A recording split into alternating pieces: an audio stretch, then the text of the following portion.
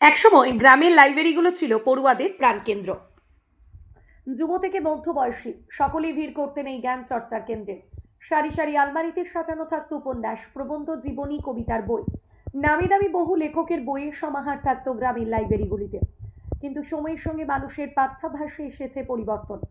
আজকের প্রজন্ম যখন স্মার্টফোনে আসক্ত, তখন পাঠাগারে আগের মতো ভিড় আর চোখে পড়ে না। তবে বলরামপুরের দেবীপ্রসাদ মেমোরিয়াল লাইব্রেরিতে গিয়ে ধরা পড়ল এক ব্যতিক্রমী চিত্র। লাইব্রেরিতে এখন আর গল্প উপন্যাস নয়, ছেলেমেয়েরা সময় কাটাচ্ছে চাকরি পরীক্ষার প্রস্তুতিতে। নিত্য পাঠে মিলছে সাফল্য। এবছর এই পাঠাগারে বসে রেল বিভাগে চাকরি পেয়েছেন 6 জন। দূর দূরান্ত থেকে যুবকরা এসে এখানে পড়াশোনা করছেন। তবে লাইব্রেরির পরিকাঠামো অত্যন্ত খারাপ। ছোট্ট একটি স্টাডি রুম, তাতে সামান্য আলো, মাত্র একটি ফ্যান, নেই বিশুদ্ধ পানীয় জলের ব্যবস্থা, ভালো মানের পাবলিশার্সের বইও মেলে না। স্থানীয় পড়ুয়া রোহিত শাহ, ওয়াকার আহমেদ ও মৃগু গনাই জানালেন, আরও ভালো পরিকাঠামো থাকলে আমরা বড় চাকরির জন্য প্রস্তুত নিতে পারতাম। লাইব্রেরির অতিরিক্ত দায়িত্বপ্রাপ্ত বড়বাজারের গ্রন্থাগারিক গীতা মাহাতো বলেন, পরিকাঠামোর অভাব সত্ত্বেও অনেক ছেলে মেয়ে আসছে। ওরা চাইছে ভবিষ্যৎ গড়তে, তবে পরিষেবা বাড়ালে আরও ভালো ফল মিলবে। একই কথা বলে লাইব্রেরির জুনিয়র সহকারী লাইব্রেরিয়ান প্রদীপ কুমার যোগী। তার মতেও প্রশাসন যদি একটু নজর দেয়, তবে গ্রামীণ লাইব্রেরি হয়ে উঠতে পারে বহু তরুণের ভবিষ্যৎ নির্মাণের মঞ্চ। তবে প্রশ্ন থেকে যাচ্ছে, সত্যিই কি প্রশাসন এবার নজর দেবে এই লাইব্রেরির হাল ফেরাতে?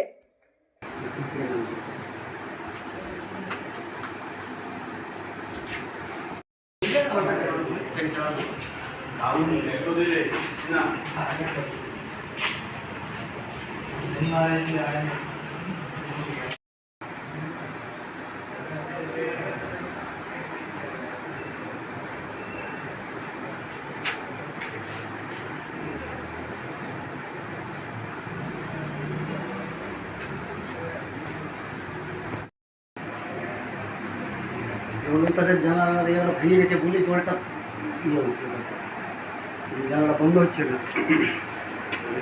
ছবি আছে অনেক ভালো। এটা তো হেডমাস্টার আমাদের ছবি, সেটা তো পাঞ্জাবি পরা ছিল, সেটাতে আবার একটু কোট ফোট দিয়ে একটু ফ্লোট তৈরি করা হয়েছে। এটা ওই স্কুলের থেকে সংগ্রহ করেছে তোর মন্ডি। ঘরে সেরকম মানে মানে পড়ার সেরকম সঠিক মানে একটা শান্তির মতন, শান্তি পাওয়ার মতন জায়গা নাই। মানে মানে ডিস্টার্ব, এইখানে বহুত শান্তি, মানে নিজের মানে ভালোভাবে মানে একদম কনসেন্ট্রেশন ফোকাস করে পড়ার জন্য এইখানে স্যার বেস্ট আছে। তুমি এখান থেকে মানে কোনো জীবনে প্রতিষ্ঠা হওয়ার জন্য কোনো তো চেষ্টা করছো, পড়াশোনা করছো? আমি চাকরির জন্য ওয়েস্ট বেঙ্গল পুলিশের জন্য চেষ্টা করছি। পুলিশে যাওয়ার জন্য যে পরীক্ষা বসবে তার একটা এখানে বসে। হ্যাঁ, কখন আসো এখানে? ওই সকাল 10টা 11টার মধ্যে আর চলে কখন যাও এখানে? মোটামুটি 5টা। মানে এখানে সারাদিন বইয়ে মগ্ন থাকো? হ্যাঁ, মক টেস্ট মানে পড়া আচ্ছা। সব রকম করা হয়। বাড়ি কোথায়? বাড়ি আমার বেড়াড়িতে। আচ্ছা, তো তুমি যারা এখন এই মোবাইল নিয়ে ব্যস্ত বা যারা ফিউচার ভাবছে না, তাদের জন্য কি বলবে? বই কি কাজের না অকাজের? কাজেরই বটে, তবে মানুষকে কাউকে বলিয়ে কিছু হবে না, ওর মনের মধ্যে কিছু মানে জন্মাতে হবে যে আমিও কিছু করব। আচ্ছা, তবে ওর নিজের থেকেই মানে চাহিদা না হলে কিছু বলিয়ে কিছু করতে পারা যাবে না। কাউকে মানে যে চলো থাকলে হবে কোনটা, ও হয়তো এই এতটুকু সময়ের জন্য বলবে ভালো, তারপরে ও ওই রাস্তায় আর চলবে না। কি নাম? আমার নাম ভিরগু করেন। ভিগু গড়াই। বাড়ি? বাড়ি বেড়াড়ি। गेड़वा। हाँ, गेड़वा। तैयारी करने आए हैं और साथ में रेलवे का जितना भी हो रहा है स्टेट गवर्नमेंट, उन सब का तैयारी करना है। मतलब नौकरी के लिए यहाँ लाइब्रेरी में सुबह से कई बजे तक समय देते हैं? हम थोड़ा लेट से आते हैं, लेकिन रोजाना आते हैं आप? रोजाना आते हैं। अच्छा, कि आप कौन क्लास में पढ़ते हो या कॉलेज कंप्लीट हो गया? हमारा ग्रेजुएशन हो गया है। अच्छा, ग्रेजुएशन हो गया। अभी आप किस के लिए तैयारी कर रहे हैं? गवर्नमेंट एग्जाम का जितना है सब सेंट्रल गवर्नमेंट का या स्टेट गवर्नमेंट दोनों का? दोनों का। अभी नौकरी उतना है? उतना नहीं है, इसलिए तो आपका लक्ष्य क्या है? लक्ष्य तो पहले है जो भी मिल जाए, अच्छा, अगर कोई भी आपको मिल जाए तो उसका बाद आगे देखा जाएगा। तो यहाँ लाइब्रेरी में कि आप कंपटीशन में जितना सारे स्टैंडर्ड बुक्स चाहिए वो है? उतना available? तो नहीं है। अच्छा, जैसे कुछ है, पटना का पब्लिकेशन कुछ ऐसा कुछ है? वैसे हमारा ख़रीदा हुआ है, अवेलेबल है अपना पास। अच्छा, अपना पास। लाइब्रेरी में कम है। तो यहाँ चाहिए क्या आप लोग? चाहिए यहाँ पर। गवर्नमेंट का पास डिमांड है आप लोग देने से अच्छा होगा। डिमांड तो है। तो अभी का लड़का जो पढ़ाई से छूट के ज़्यादा दूसरे तरफ से ध्यान दे, उन लोगों के लिए क्या बोलिएगा? ये मतलब आपके ऊपर है, मोबाइल कैसे यूज़ करेंगे आपके ऊपर है कि आप गलत चीज़ में देख रहे हैं, सही चीज़ में लगाएंगे तो आपके लिए आगे के लिए अच्छा होगा। तो वो अपना अपना एम है, जो इसका लक्ष्य हो उसी तरह जाए। आप कई बजे यहाँ पे? हम यहाँ करीब 1 बजे आते हैं डेली और 6 बजे तक। 6 बजे तक यहाँ पर पढ़ते थे? ऐसे सब ग्रुप डिस्कशन करते हैं? ग्रुप भी होता है कभी कभी। अच्छा, क्या नाम होता है? मेरा वकार अहमद है। हाँ, वकार अहमद। वकार अहमद। घर कहाँ है? बलरामपुर मुरादगंज। मुरादगंज। हमारा कॉम्पिटिटिव एग्जामिनेशन का प्रिपरेशन है, इस पे एक लॉन्ग टर्म ये इन्वेस्टमेंट है। ये ऐसा नहीं है कि कोई 6 महीना 1 साल पढ़ के इसमें जॉब हो जाता है, लगभग सभी को 2-3 साल समय लग ही जाता है। तो एक रेगुलरिटी मेंटेन करना बहुत बड़ा बात होता है, ठीक है। जो हम लोग घर पे पढ़े ये चीज़ हो नहीं पाता है। घर पे पढ़ने से बहुत सारा प्रॉब्लम होता है, कोई आके डिस्टर्ब करेगा या फिर और बहुत सारा प्रॉब्लम हो जाता है। लेकिन अगर एक बार सुबह लाइब्रेरी आ जाते हैं तो यहाँ पे और कोई डिस्टर्ब होता नहीं है। अपने जैसे सभी बच्चे यहाँ पे रहते हैं, पढ़ाई लिखाई करते हैं, तो दूसरों को देख के भी एक मोटिवेशन आता है, ठीक है। यहाँ आप क्या?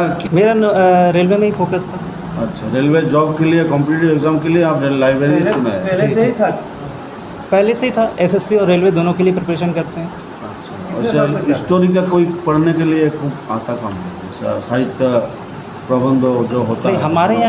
हमारे यहाँ जितने स्टूडेंट हैं सभी लगभग कॉम्पिटिटिव का ही प्रिपरेशन कर रहे हैं, लेकिन स्टोरी पढ़ने के लिए वहाँ पे आते हैं कुछ सीनियर लोग रहते हैं जिसे। तो ठीक है। तो लाइब्रेरी को मॉडिफिकेशन करने के लिए क्या ज़रूरत है? जी हाँ, मॉडिफिकेशन का तो बहुत ज़रूरत है। जैसे कि गर्मी के दिन में हम लोग यहाँ बैठते हैं, ये जो टेबल है पूरा गर्मी से तब जाता है, बच्चों को बैठने में बहुत दिक्कत होता है। देखिए आप यहाँ पे 6 बच्चे बैठे हुए हैं, फैन एक ही है। अच्छा, तो गर्मी के दिन में ये रूम बहुत ज़्यादा मतलब गर्म हो जाता है। जहाँ बहुत एसी लगाना चाहिए वहाँ एसी नहीं लगा है। हाँ, ये तो ज़रूरत है।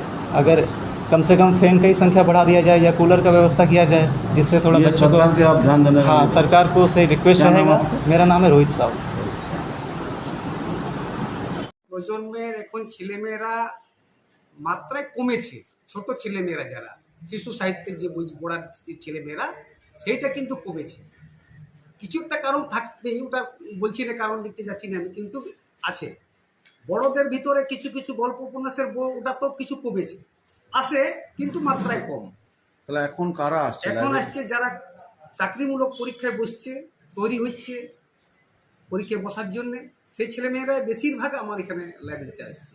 আচ্ছা, এই বই পাওয়া যায়? হ্যাঁ, এখানে আমাদের কম্পিটিটিভ বই কিছু কিছু রাখা আছে, তারা সেগুলোর থেকেই, তার সাথে কারেন্ট অ্যাফেয়ার্সগুলো আছে, সাপ্তাহিক পত্রিকাগুলো আছে, পেপার আছে, এগুলো নিয়ে ওদের বেশিরভাগই বাস করছে। কটা থেকে কটা খোলা থাকে আপনার আমাদের লাইব্রেরি? লাইব্রেরি খোলা থাকে 11টা থেকে 6টা পর্যন্ত।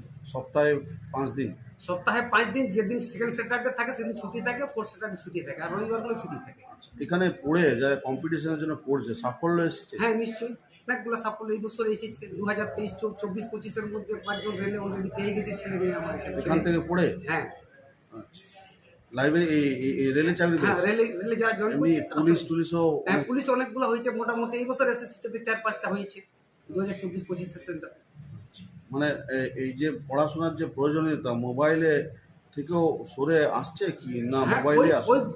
ওই গ্রুপের ছেলে মেয়েদের একটু মোবাইল থেকে তারা সরেছে। তারা মোবাইলটাকে সঠিক পড়াশোনার জন্য অনলাইন ব্যবহার করছে, পড়াশোনা করার জন্য। বাকি যারা ঘুরে বেড়াচ্ছে তাদেরকে তো আমরা বলতে পারি না, কিন্তু আমাদের এখানে ছেলেমেয়েরা বেশিরভাগ মোবাইলটাকে ওই অনলাইনে পড়ার জন্য ব্যবহার করছে। তো লাইব্রেরির যে পরিকাঠামো হওয়া উচিত সেটা কি আছে এখানে? না, আরও একটু বেশি হলে আমরা আরও বেশি কি উপকৃত। সমস্যা আপনাদের?